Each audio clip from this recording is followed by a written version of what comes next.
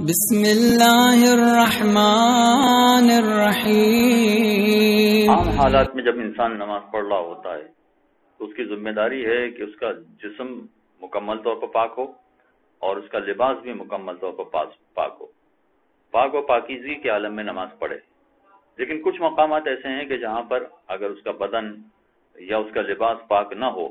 تب بھی کوئی حرج نہیں، اس کی نماز صحیح ہو جائے گی۔ ان میں سے ایک مقام یہ ہے کہ اگر اس کے جسم پہ کوئی پھوڑا یا زخم ہو گیا ہے اور ایسا پھوڑا اور زخم ہے کہ جو پورے لباس کو خراب کر چکا ہے، خون آلود ہو گیا ہے لباس، تو اس کے جسم کے زخم اور پھوڑے کی وجہ سے اگر خون کی نجاست لگی ہوئی ہے، چاہے لباس پر لگی ہوئی ہے چاہے اس کے بدن پر لگی ہوئی ہے، تو اس کی وجہ سے نماز پڑھنے میں کوئی حرج نہیں ہے، کوئی قباحت نہیں ہے۔ لہذا وہ سارے افراد کے جو زنجیر کا ماتم کرتے ہیں، اگر ان کے جسم پر زخم ہوتا ہے تو اس زخم کے ارد گرد جو خون ہے یا لباس پر جو خون لگا ہوا ہے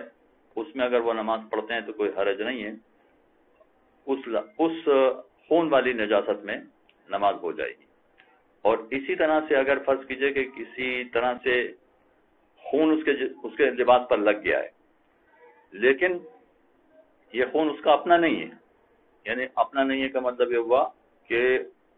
اس کو کوئی زخم نہیں لگا ہے، اس کو کوئی پھوڑا یا ایسی کوئی چیز نہیں ہوئی ہے کہ جس کی وجہ سے اس کا خون ہو، وہ کوئی اور بیرونی خون ہے کہ جس کو لگ گیا ہے۔ اور اگر فرض کیجئے کہ اس کے اپنے زخم اپنے جسم کا بھی ہے تو اتنا ہے کہ جو ایک پور کی مقدار کے برابر ہے۔ ایک پور کا مطلب یہ ہوا کہ انگوٹھے کا اوپر والا حصہ۔ احتیاط واجب ہے کہ اتنی مقدار میں اگر خون لگا ہوا ہو تو اگرچہ خون نجس ہے مگر اتنی مقدار میں اگر خون لگا ہے تو کوئی حرج نہیں ہے، وہ نماز پڑھ سکتا ہے۔ یہ چاہے اپنا خون نہیں ہے، کسی اور کا خون ہے، اس کے باوجود اس خون میں نماز پڑھنے میں کوئی حرج نہیں ہے، بشرطے کہ وہ کسی نجس جانور کا خون نہ ہو۔ اگر نجس جانور جیسے کتے وغیرہ کا خون ہے تو الگ بات ہو جائے گی، لیکن باقی عام طرح کا خون ہے، بکرے کا خون ہے، مرغی کا خون ہے مثلا، اگر یہ لباس پہ لگا ہوا ہے تو اگر ایک پور کے برابر ہے، انگوٹھے کے اوپر والے حصے کے برابر یہ خون لباس پہ لگا ہے تو اس میں بھی نماز پڑھنے میں کوئی حرج نہیں ہے، نماز پڑھنا جائز۔ البتہ اس میں ایک بات پیش نظر رکھنا چاہیے کہ خواتین کے حوالے سے اگر حیض کا خون ہے ماہانہ نجاست والا تو وہ سوئی کی نوک کے برابر بھی جائز نہیں ہے، ایسے لباس میں نماز نہیں پڑھ سکتی عورت۔ اور اسی طرح سے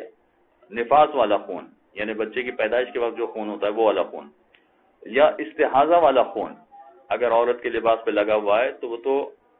یہ نفاس والا خون اور استحاضہ والا خون احتیاط واجب کے طور پر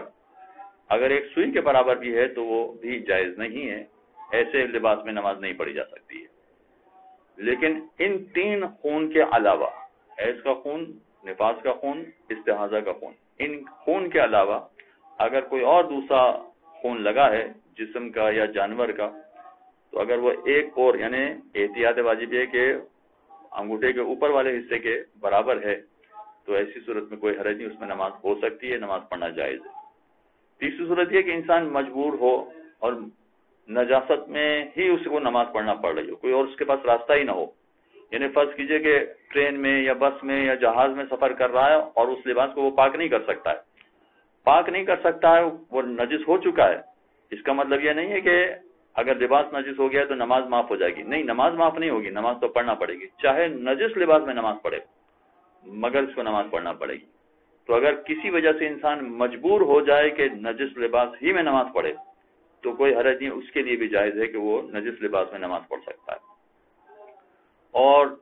چوتھی اور آخری بات وہ ہے کہ جہاں پر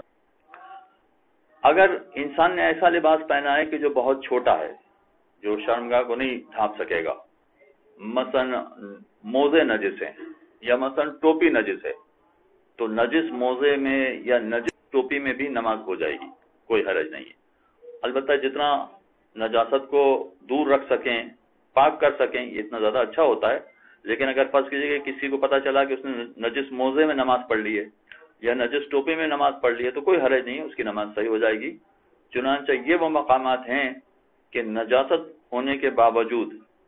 وہ نجاست چاہے لباس میں لگی ہو یا بدن پہ لگی ہو، نجاست ہونے کے باوجود ان کی نماز صحیح ہے، ان کی نماز میں کوئی خرابی نہیں ہے. صلی اللہ علیہ محمد. اللهم صل على